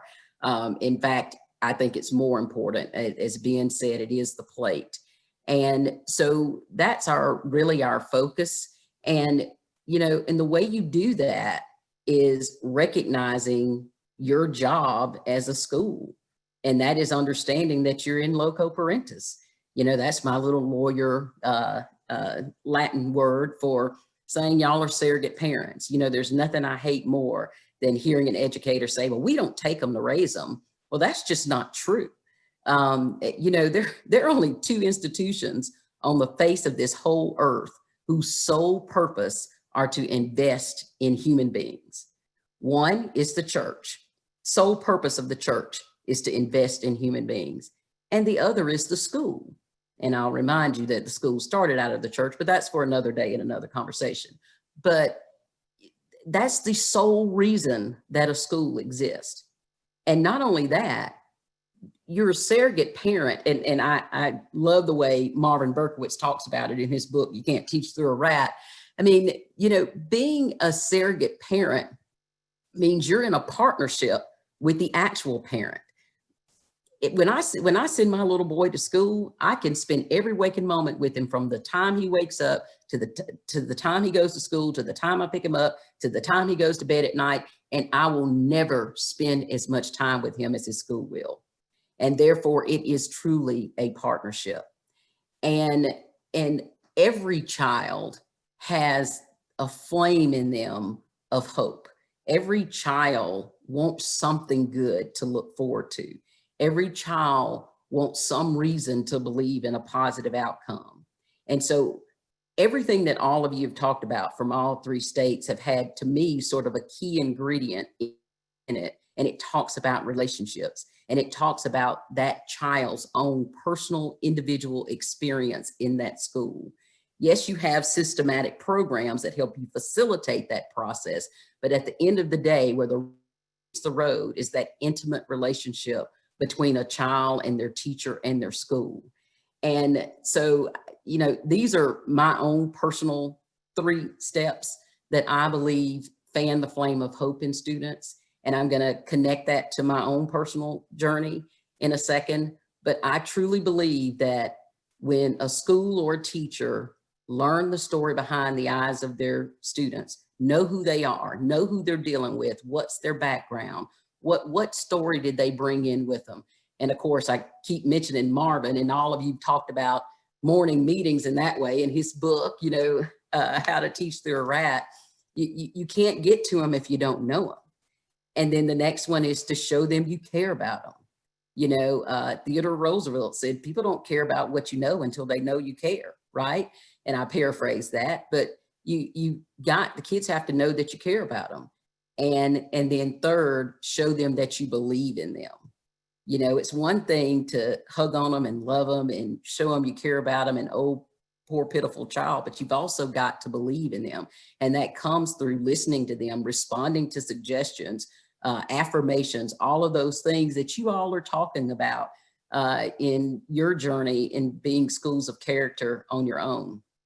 So I just wanted to open with that because that's who we are at Hope Institute. We don't really do anything but give schools and school teams, we equip them with the information, the resources, the professional development, the site visits, and all of those tools that they need to do what they truly want to do. And that's become a school that fan the flame of hope in students in these 3 fundamental ways through various different creative programs that are custom fit for their school.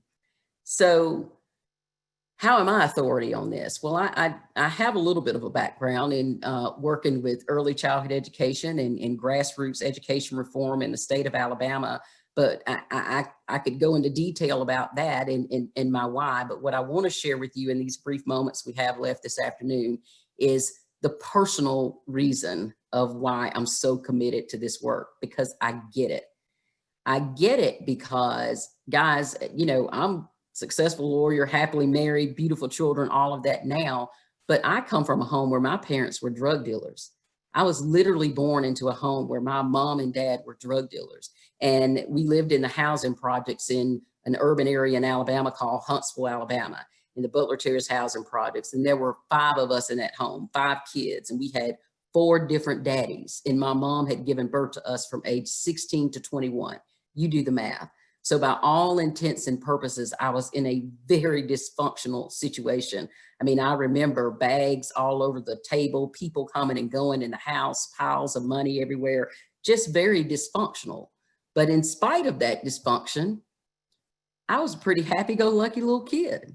I mean, look at that picture. I mean, I bright smile, bright eyes. I don't know what that hairstyle is. That's a little jacked up. I don't know what my mom was thinking, but there's that little girl who was living in that home in all that dysfunction. And you all know, as most of you have intimately studied, you know, child development, know that kids in situations like mine, unless Maslow's needs aren't being met, as long as they're being fed, as long as they got a roof over their head, as long as no one is physically hurting them, those kids, that dysfunction that they live in becomes their normal. And they just beat bop around like little kids and function all within the crime and the guns and everything else that are going on because it's all they know. They don't have anything else to compare it with. So it's their normal. But whenever you have that level of dysfunction, it can't sustain itself forever. And my parents were no exception. So when I was 5, that age on that picture, literally a few months after that picture was taken, my dad got busted for dealing drugs and my mom went to prison, and my mom started using their drug heroin, and she became a heroin addict. And for reasons unknown to me to this day, she packed up our clothes. She took me and my younger sister to Clanton, Alabama, to the housing projects with my paternal grandmother, who had her own children. She had 3 of her last 8 kids where she left a violent marriage. She took my middle sister to Hueytown, Alabama, to stay with an aunt, and took my only brother and oldest sister back to Huntsville, arranged for them to be with her sister because they had started school. She went back to that housing project. She went upstairs, she took out one of their guns, and she committed suicide. So now this little girl does know she's in dysfunction, but I learned about it in such a harsh way. I didn't have adults to sit down and spend time with me and help me work through my grief and figure out what was going on. No, I overheard grown folks talking, and I heard them saying things like, what was she thinking about getting strung out on those drugs and stringing these 5 children across the state for all of us to have to take care of? And then they're sorry, daddy, he's in and out of jail. He's not going to do anything to help us, blah, blah, blah, blah. Well, when you hear that, what do you start to think? You start to think, well, people don't care about us, you know, that we're a burden on people. And that's a bad feeling. So there I was, you know, mom's committed suicide, dad's in and out of jail, separated from my siblings for the first time, and really experiencing poverty for the first time because my parents were drug dealers. There was never an issue about need.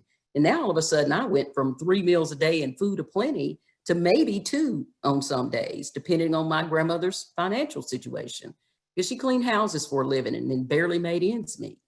And if all of that wasn't enough to be going through, within a month after moving into that home, one of my grandmother's adult sons started to sexually abuse me on a regular basis.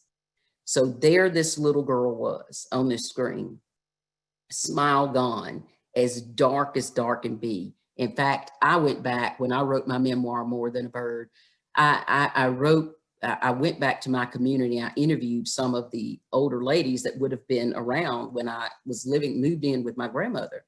And I asked them, what was I like? And this is how they described me. They said, oh, baby, at first it was really sad. She said, you were pitiful. You walked all slumped over and you mumbled when you talked. We had to tell you to speak up. You wouldn't make eye contact with people.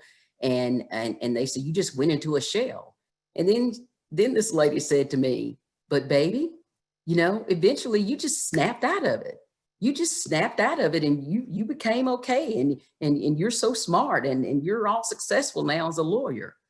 Well, you guys know that children don't just snap out of it. Yes, some children are more resilient than others. Yes, some children have stronger aptitude than others. But at the end of the day, when children face the amount of trauma that I experienced at that age, you cannot just snap out of it. Something has to happen. And I'm telling you, my God made something happen. He used education to literally save my life. And I mean, save my life. I want to talk about what you all are doing that's so much bigger even than the fact that you've got this wonderful, incredible environment for your kids to be in school in. Yes, that is phenomenal. We want that for all children, which is why we have every cross section of schools that are participating in the Hope Academy, because we want that for every single child. But I want, through my story, to remind you today very briefly how that environment not only creates a good environment to thrive and grow and flourish in this in loco parentis role, but sometimes that environment literally saves a life. So by way of background, we were going through integration at the time, and there were some ladies that partnered with the church and said, we need to open up a preschool, a little kindergarten school. We need to make sure our kids are ready to go across town when they go to the all-white school. And so my grandmother made sure that I went to the school because it was free of charge. And I remember getting up that day, like yesterday, going down to that school. I remember my head hung, just walking down there with so much shame and not knowing how these people were going to respond to me. I mean, you know, everybody, small community, everybody knew my mama committed suicide. Everybody knew my dad was in and out of jail. Everybody knew we were so dirt poor, the kids made fun of us. And even though I hadn't told anybody about the sexual abuse at the time, let me tell you about a kid that's being sexually abused. You just feel like people know, like you got some stamped on your chest that tells people the dirty things that are going on in your home. So I get down to this school, and I'll never forget, I walked up to the door, and at the door was Mr. Willie. Mr. Willie was a retired guy who was a deacon of that church that had allowed the preschool to be there. And he made sure the kids got safely across the street. Well, when I walked up to the door, Mr. Willie looked at me and he said, "Well, hello, young lady, welcome." Now, you people think about doing that stuff all the time. It's like second nature to you because that's what teachers and educators do. Most of you anyway, and we hope all of you should. But I'm talking to you from behind the eyes of a child. For him to do that welcoming environment when I walked to that door broke the ice for me.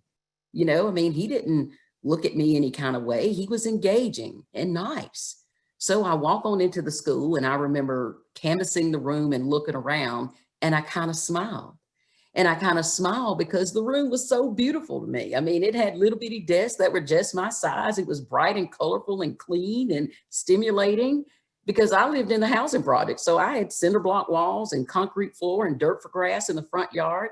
And I was going to get to be at this place all day. So it kind of made me smile. But when those preschool ladies, those teachers came up to me and put their arm around me and said, "Come on in here, baby," and got down close to my face and looked me in the eye and called me by my name, I cannot even begin to explain to you how powerful that was and what that meant to me as this broken, fragile child walking into that building. So that's not systemic programming. That's not latest, greatest technology. That's not latest, greatest curriculum. That's just simply the human relationship with that child. And so I really liked this engaging, loving, nurturing thing these teachers were doing. In fact, I learned real quick that if you do this smart academic stuff, these ladies will really love on you, the worksheets and stuff. And then if you do really, really smart stuff, they'll give you prizes and stuff that you could take home. So that's what I did. I did all this smart stuff so they love on me and everything. And I did so much smart stuff, I ended up being valedictorian in my kindergarten class. And I wasn't even trying to be valedictorian in my kindergarten class. I was responding to the love from those teachers. I was responding to the fact that they knew the story behind my eyes, that they showed that they cared about me, and they showed that they believed in me. Those three simple things that aren't attached to any price tag made a difference for me. So I walked into that school as a broken child, and I walked out of that school with a smile on my face and a valedictorian medallion around my neck. And guess what? Nothing changed in my house. Not a thing. I was still being sexually abused. I was still dealing with all of that stuff. But I had the power, the buffering power of this positive environment in this school. Now, let me put this in a little bit of a scientific perspective for you. And I'll be brief with this, but I want to put this screen up. That's my grandma. Had to shorten things a little bit. So I clearly was going through ACEs, adverse childhood experiences. And there are 10 ACEs that we know of in science for under child psychology. And I was experiencing all of them but one, parental separation and divorce. And we know in science that when children experience 4 or more of those ACEs, the negative effect on their brain development is so strong that it can actually alter proper brain development. And at that stage in my life, I was at the peak of when 95% of your brain was being developed. So, and we know that when children are suffering from these ACEs to such an extent that it's starting to impair them, that they become withdrawn, they lose their posture, they don't make eye contact, they don't speak or mumble when they speak or become mute. Am I describing somebody to you? That was me. But we also know in science that there's no magical pill that we can give kids to fix this. There is no magical therapy that we can give them that doesn't involve altering that home situation. The only thing that we know for sure in science, proven decade after decade, that will not only stop the negative neurology that's happening to a child while experiencing these ACEs on their brain development, it can reverse damage that's been done. And that is the power of a nurturing environment where a child is having consistent contact with nurturing relationships with adults. And it can only be one adult. but at least one or more adult. That's the power of a school's environment. And that's how God used that school to save my life. And it's so important because then a kid is set on a trajectory and open up. You've really fanned the flame of hope because you've given them a confidence in this environment of this school is helping me feel good about some positive outcome because I know I'm going to get up every day and go to this happy place. Now, when it was time for me to go to public school, I wasn't sure about that. Middle integration, about to go across town to white people at the first time. You know, this little kindergarten was in my little neighborhood where I knew people and I still know people. That's Miss Leora, who was one of my kindergarten teachers in that little preschool that I'm still friends with this today. But here I am about to go in this different environment and I'm not really sure what's going to happen. I get up that morning, I eat my breakfast. I'm scared to death. My grandmother looks at me and she says, Elizabeth, I want you to go over to that school and I want you to tell the teacher to put an X everywhere she needs to sign on the paperwork, send it home, and I'll send it back tomorrow. So it dawned on me, my grandma's about to send me to school by myself in the middle of integration and all this stuff going on at 6 years old. And I was terrified, but I was more scared of my grandma. So I got my butt on that bus to go across town. And I get on the bus and the teacher driving the bus, the first thing he did was he had me to sit right there behind him along with the other small children. It's what teachers do. It's that nurturing that happens that has nothing to do with money, technology, curriculum, or brick and mortar. So I felt a little safe as we were going across town. I get to the school, don't know what to do. I walk in and I see first grade on the wall. And I think to myself, well, I'm going to the first grade. I must be in the right place. Well, I knew how to read and understand all of that because of that preschool, those teachers. And so I stood there a little longer. There were pieces of paper on the wall. People were coming in, scrolling up and down the list, finding their child's name. They'd go up into the module where they were supposed to go. And I thought, well, my name's got to be up there. I'm going to first grade.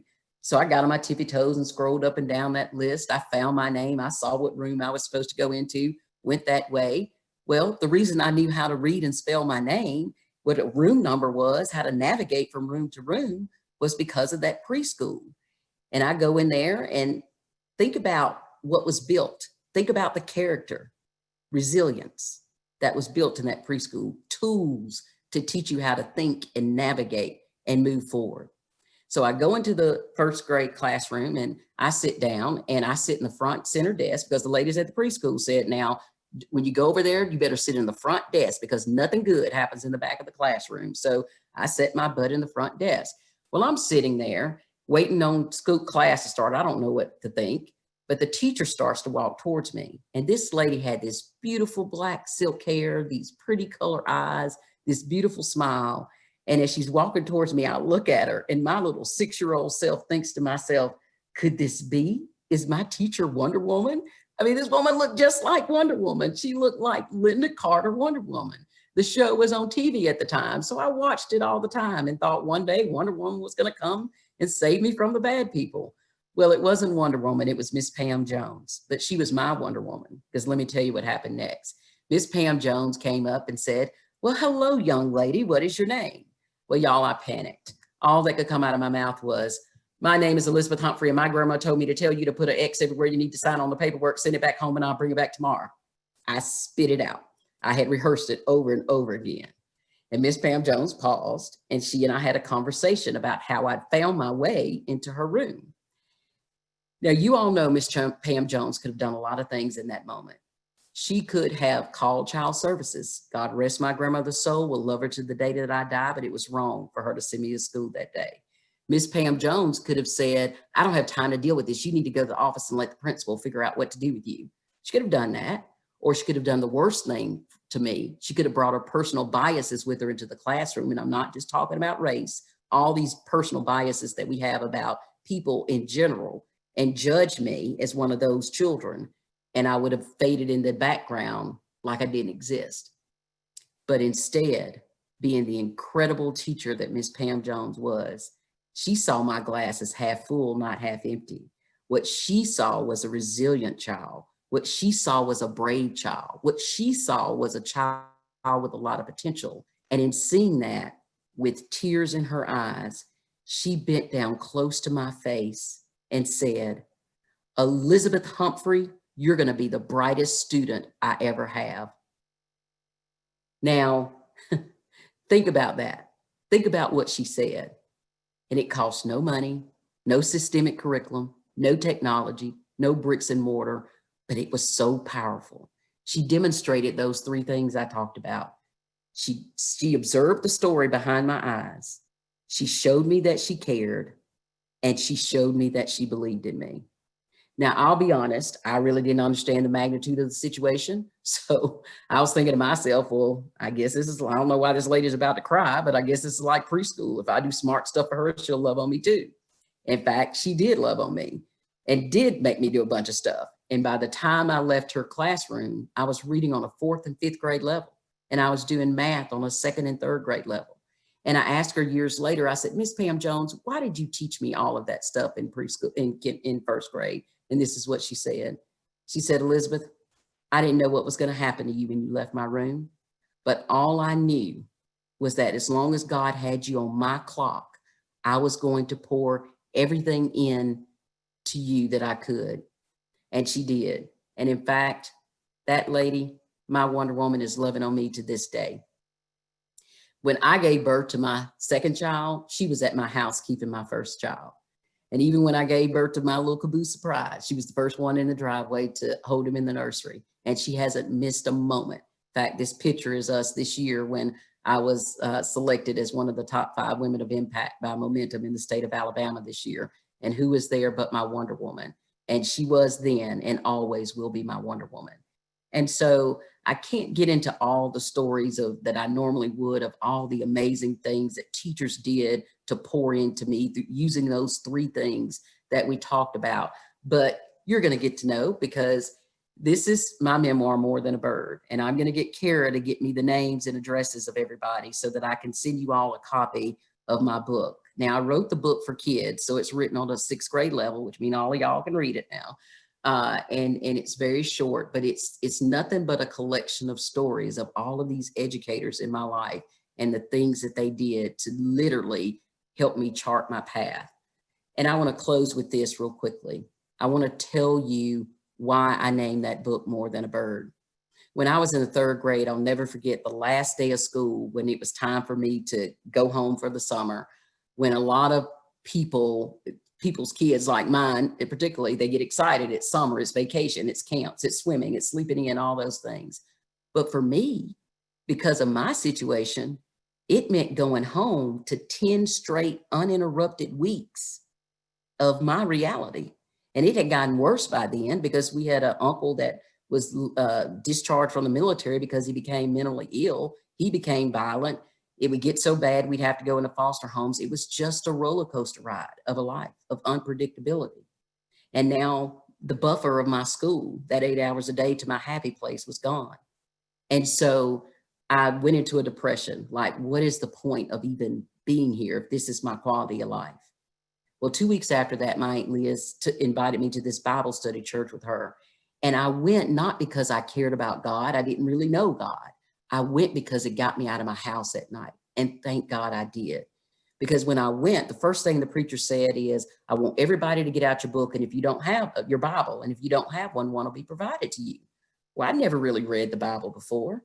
So they handed me this Bible, but because of school, I could read, and I could read well. And thank God I could read well, because they gave me a King James version of the Bible. So they give me this Bible, and I'm reading through all these stories, and I'm starting to experience something I'd never experienced before, this emotion called hope, you know. And we ended that night in Genesis with the story of Joseph, and you people of faith out there know about all the trauma that Joseph went through to ultimately be elevated as governor of Egypt and save 2 nations from famine and starvation with his life's work. And I read that as they were reading that story, I thought to myself, well, if this God can help Joseph, and he went through all that bad stuff, maybe this God can help me. So that night, all I could think about was that Bible and that book. Well, it came back that next Wednesday night, read through a lot of scriptures, ended that night with Matthew 6:26. And it said, I'll paraphrase, if God will take care of the fowls of the air, and they neither sow nor reap, then he'll take care of his children. Aren't they more than a bird? Now, here, and I'm so overwhelmed right now because this has been a full week of sharing this, and it never stops feeling this way when I get here. Because the tragedy in that moment is I sat there and I struggled with whether or not I was more than a bird. Because as I assessed the situation, it seemed like the birds had it better than I did. So I sat there and the preacher said this. He said, you know that you're more than a bird because God will send people to love you. He will send people to love you even when the people you want to do for you that should don't. When he said that, it was like a light bulb came off in me, because in that moment, all I could think about was my school. All I could think about were those teachers and that school and an environment where I felt safe and loved and like a child. And I knew that God had sent people to love me. And because of that, faith came into my heart and I professed Christ that night. And I began my spiritual journey of learning how to live my life through the Word of God. And I stayed on my natural journey of education, the great equalizer of having a better quality of life here on earth. And from preschool to law school, God always sent people like you to love me. And because of that, look at what happened. My beautiful family, my accomplished children. Why? Because that school poured into me. You want to break the cycle? This is how you do it. You give somebody hope the way that you all are doing through the multiple ways that I was so blessed to hear and listen to this afternoon. I want to thank you for that. I want to thank you for what you do. And I want you to know that I know, and I know this for all the children that are being touched by programs that understand we can't just teach the brains, we have to teach the heart, that all of those are more than a bird. Thank you all so much for just letting me be a small part of this today. It's been a pleasure to be here with you this afternoon. Thank you. Thank you, Liz. Oh my gosh, I wish you could hear the applause. Oh my gosh, what a deep, deep, inspiring story that you have to share. I could go on, but everybody loves you. Thank you. And there's Pam with her tissue. The whole time. The whole time. Yes. Thank you so much, Liz. We so love you and appreciate you. Can we go on to the next slide, because there's her book, and I believe Dean McEwen is here. Can we unmute? I am here. There you are. Would you like to say a few words? Oh, I don't even want to follow our sweet Liz, but I will say, and I hope I can get through this. You know, having been in quarantine now for 9 days, and just with the stressors of this week, I can think of no better place to have been this afternoon. As our friends at Liberty Elementary said, this was a character chat. This was a character chat for all of us. And Liz, of course, you've fanned the flames of hope once again in me personally. So from all of us, just thank you for all of the work that you all are doing out there. Thank you. For Kara and Valerie and Pam and so many others who invested and organized this session. We are all grateful.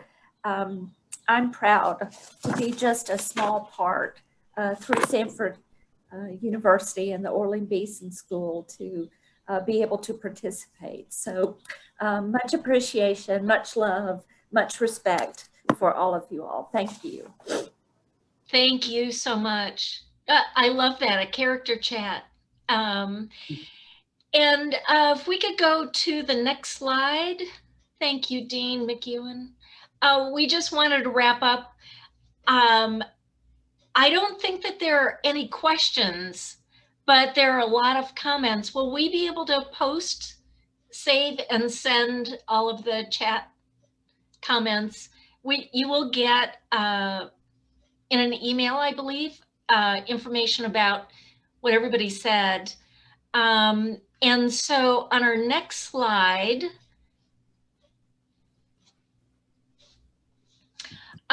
we had mentioned something about the 11 principles of character that were talked about.